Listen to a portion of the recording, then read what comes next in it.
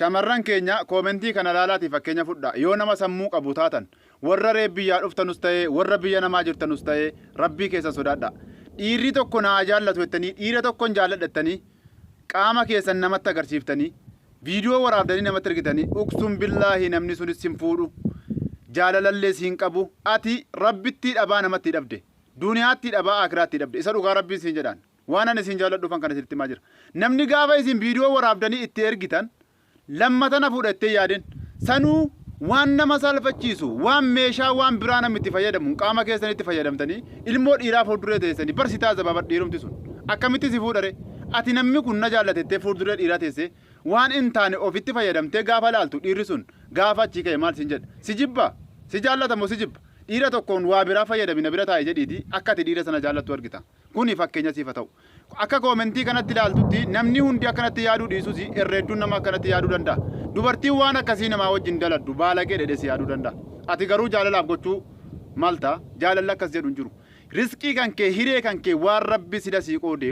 waan si fuudhuuf waan itti heerumtu rabbiin bira jira nama tokko wajjin waan billignaa daladdeedhaaf namni si jaallatee sin fuudhu kana sammuu keetti qabadhu yaa intala islaamaa keessattuu ijoolleen islaamaa rabbiif guyyaa akiraa sodaadha viidiyoo kanallee sheer du'eet walii godha wallahi shamarran keenya kan islaamaati warri amma yeroo ammaa kana nuti afaan keenya muslima jennee himachuu nu qaanfachi viidiyoo kana sheer godhaatoo warroota haaraa dhufanii fi warroota waan kana hunduma isaatirraa quba hin qabne akkasuma jaalallee ishee gammachiisuudhaaf shamarree xaarii guddaa gootu biraan akka naageessan kabajaa fi jaalalaan isin nan gaafadha. Harka fuudhee akkam jirtan jaalatamtoota kabajamtoota hordoftoota keenya jira jirtuu fayyaa keessanii ani nagaa kootii galata waaqayyo hundi keessan immoo akka nagaa fayyaa taatan abdii guddaan qaba jechuudha. Egaa maal jechuu barbaade tananii akkuma dhageessan viidiyoo irratti obboleewwan keenya shamarranii waan hin taane keessa galanii jechuudha. Viidiyoo baay'ee tokko na gaddisiisee fi viidiyoo keessa koo cabse. Viidiyoo dhugaa dubbachuuf osoo ijaan arguu baadhee nama jechisiisu kan arge tokko jira jechuudha. Qaama ofii kana akkamitti albee osoo ijaan argan albee qara gurguddaa qabu kana qaama ofii akkamitti qaama ofii keessa kaa'u albee dhugaa baay'een gadde barri keenya kun bara akkamiiti bara maal keessa jirra jedhee baay'ee tokkoon ofitti gadde jechuudha. Dhiirri kana hojjisiisu sunoo dhiira akkamiitiin dhiira jazbaa dhiira boruufiyyaan dhiira waaqa isaa hin sodaan dhiira badiin qofti isa gammachiisu lubbuu keetillee baasi osoo jedheeni ishii yeroo sanitti baasuu dandeessi. Inni garuu osoo haadha qabu osoo obboleettii qabu akkana dubartii akkana godhu rabbi irratti gaaf tokko hin gaafata. Guyyaa isaa immoo rabbumatu beeka malee namni beekuu gonkumaayyuu hin danda'u. Egaa akkasiin isiniin jedha hordoftoota kiyya shamarran gonkumaayyuu dhiira wajjiniin hin haasa'inaa dhugaa dubbachuuf. Gonkumattuu dhiira keessattuu jaalala fakkeessee janaadhaan isinitti dhufu itti haasa'inaa jireenya keessan dhabdu jechuudha. Jireenya keessan isin dhoowwa jechuudha dhiirri. Hagasan yoo hojii madaamii fixattan wantoota sammuu keessaniif ta'u wantoota amantaa keessanii wal qabatu akkasumas immoo wantoonni gaggaariin guutanii jiru miidiyaa kanarra. Isa sallaalaa of qaqqabaa dhiqadhaa yeroo kushiina dhaabaatan jechuudha. Yeroo hojii madaamitirraa baatan yeroo ammaa kana mana namaa keessa jiraachuun dhugaa gadadoo guddaa mana namaa keessa jiraachuun ani maaliifan mana namaa dhufe maaliifin kaayyoon ani biyyaa baheef maali haadhaaf abbaa koo maaliifan gatee biyyaa bahe har'a hoo yoon isaaf viidiyoo waraabee inni akka barbaade ta'e naan jedhee akka barbaade ta'uuf san maaltu natti dhaga'ama sammuun koo akkamitti yaada kana of keessatti sammuu keessaniin mari'achuu qabdu jechuudha. Sammuu keessan dura murteessisiisaa jechuudha waan tokko buna baasaa nan baasuu jedhanii adda baafachuu dirqama jechuudha. Dhugaa baay'ee nama gaddisiisa jechuudha. Viidiyootiin keessattuu samoonni kana argan kaan albee kaan maankaa kaan dhugaa soba se'aayu jechuudha. Kan burcuqqoos jira yaa rabbi kan burcuqqoon itti cabeetoo jechuudha mana yaalaa geessan jechuudha. Dhugaa madaamiin ishiin bireertu sunu madaamii gaariidha kan burcuqqoo ishiitti cabe sanuyyuudha fuutee mana yaalaa geessite jechuudha. Kan haayilaandii jira maali qaama keessan kan maal qaama keessan kabajaa yookiin tammaan rakkoo qabnu qaama keenyaafuu kabajaa kennine akkasumatti dhiirri nu fuudhu sunis kabajaa nuuf kenna. Dhugaan isiniin jedha dhiirri isin jaalatu suurayyuu naa ergi isiniin hin jedhu jechuudha.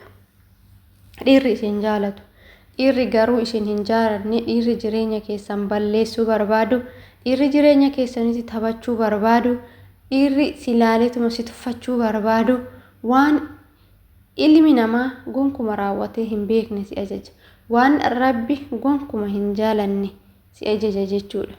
Gaafa sanoo ati maal taata eessan dhaqa jettee of yaaduu qabda jechuudha. Akkamiin godha boru maaltu narra gaha maalirran gaha laata jettee of laaluu dirqamaa jechuudha. Kanaafuu shamarran keenya warroonni amma jirru irraa barannee jirra. Adaraa warroota haaraa dhufan keessattuu amma warroonni Suudii nam'an ijoollee Suudii nam'an hedduu isaaniitu jira jechuudha. Isaan sanniin adaraa sheer godhaatoo viidiyoo kana biraan naagaa. Dhiiratti gonkumaayyuu haasa'uun isin hin barbaachisu. Kaayyoo biyyaa dhuftaniif beekaa. Dhiira isinii yoon jedhu immoo dhiirotuma hunda osoo hin ta'in dhiira addaan baafadhaa dhiira wajjin haasoftan. Akkasumas dhiirri qaama kee qullaa waraabi akkas garagariito albee ofitti kaayito maankaa ofitti kaayito harka kee of keessa kaayito wantoota akkasii si ajaju kuni si jaalata sitti fakkaatiin sin jaalatu inni jechuudha.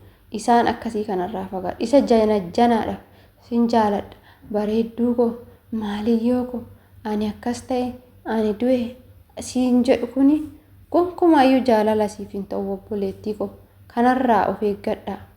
Egaa nuti warri xiqqoo tutturre barannee jirra arginee jirras shamarran keenya dogongoranirraa nutis nurra akka hin geenyeef namoonni hedduun of eeggannoo godhaa jiru jechuun namumattuu haasa'uun akka nama hin barbaachisne keessattuu jechuudha. Namni nama dogoggorsa. Ijoollee kanas namumatti dogoggoranii kana godhaniiru.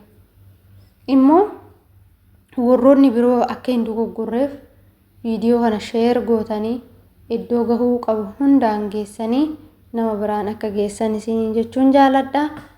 Egaa obboleewwan keenya shamarranii of xiqqeessuu hin qabnu. Yeroo baay'ee waan irra deddeebinee dubbannu kana nuti qaaliidha hin argamnu. Keessattuu shamarran biyya Arabaa akkatti mana namaa keessa jiraannu beenna, akkatti hojjennu beenna, akkatti maallaqa finnus beekna jechuudha. Waan hundaayyuu ni beekna jechuudha. Waan hundumaayyuu hin beekna jechuudha. Kanaafuu osoo kana hunda beeknu dalagachuudhaaf biyyaa baanee maatii keenya jijjiiruuf biyyaa baanee of jijjiiruuf biyyaa baanee gaafa haala kanaan jechuudha. Dhiirri maqaan isaa dhiira ta'ee garuu dhiira hin ta'in tokko dhiirri akkanaa dhiiraa miti ani dhiira jedhe hin fudhadhu jechuudha. Dhiira akkanaa kana dhiira jedhee dhiirri shamara osoo obboleettii qabu haadharraa bahe osoo beeku osoo qabu kan akkana godhu ani dhiira jedhe waanin isa amanuuf yookaan abdadhuuf hin qabu jechuudha. Kanaafuu kaayyoo keessan galmaan gahaatoo galaatoo heerumaa malee biyya namaa keessa teessanii mana namaa keessa teessanii waan hin taane qaama keessan irratti raawwattanii dhiira tokko gammachiisuuf jettanii albee qaama keessan keessa nama gammachiisuuf jettanii gaafa qaama keessan rakasiistan qaama keessan isa rabbiin isiniif uume kan isa rabbiin kabajaadhaan bakka kabajaatti uume isin garuu ol baastanii haala saniin rakasiistan kun gaarii miti jechuun barbaada jechuudha. Asumarraa of eeggannoo guddaa isin barbaachisaa. Akkasumas immoo of jijjiirree gaafa gallee bultii gaarii godhanna. Boru jireenyi keenya nu bada. Kanaafuu jireenya keenya kana har'arra teenyee boruuf itti yaaduu qabna. Muka dhufneef boruuf mitiire har'uma nyaanni har'uma bakka har'uma akka barbaanne ta'uu fi har'uma yoo quufne har'uma tana akka barbaanne ta'uu fi qaama keenya kana har'a yoo bareenneen har'uma kana ittiin of tuullee akka barbaanne taanii barbaanne of murree barbaannu akka barbaanne of godhuuf miti jechuudha. Rabbiin kan bareecheen uume kana seeraan qabachuudha. Itti fayyadamuudha. Waan hunda keenyatti, humna keenyatti, yeroo keenyatti, ija bareedaa keenyatti, funyaanitti, qilleensuma ol fudhannu bareedaa kanatti kan gadi baafannu kanatti itti fayyadamuu qabna. Yeroo itti fayyadamuu qabna. Yeroo nutti fayyadamuu hin qabnu. Haala kanaan amma namoonni isin beekan warroonni isin viidiyoo akkanatti gadi baatanii waraabdan kun warroonni isin beekan maal isiniin jedhu shamarran keenya. Yaa Rabbi yaa nana ajaa'iba dhugaa Rabbi. Wayyoo maan nama ajaa'iba nama gaddisiisa dhugaa. Na gaddisiisa. Viidiyootan takkaa ija kiyyaan argee hin arge jechuudha. Yeroo namni haasa'u miidiyaa kanarratti dhugaa namatti fakkaatu garuu gaafa argan dhugaa nama gaddisiisa. Shamarrummaa ofii nama jibbisiisa jechuudha. Maaliif shamara ta'e kan jedhamu jechuudha. Kanarraa of eegaa ijoollee keenya hadara. Wanni kunillee tariiti waan seexanaa dogongoraan waan seexanaati shimee waanuma seexanaatu haa ta'u seexanni godhi yoo namaan jedhe hin danda'an jechuudha. Garuu immoo cimaa jabaadhaa amantii keessanii hundumti keessan akka amantii qabdanii garuu amantii waan kana hin eeyyama jedhee yaadu takkillee hin jirtu jechuudha. An akka kootitti kan musliimaa haa ta'u kan kiristaanaa haa ta'u kan pheenxee haa ta'u kan waan fe'ee haa ta'u amantii waan akkanaa hin eeyyamu. Hanga gaa'ila godhattutti iyyuu qaama kee hin rakasiisin hanga bultii ijaarrattutti qaama kee eeggadhu of eeggadhu shaffanadhu sattaradhu jedhe amantiin kamiyyuu malee osoo gaa'ila hin ijaarratin abbuma barbaaddeef argisiisi. Abbuma barbaadde wajjin akka barbaadde ta'e amantiin jedhu addunyaa kanarratti hin jiru seexana yoo hin ta'ini 66 jedhasa yoo hin ta'ini nala amantiin biraa amantiin kuuwwan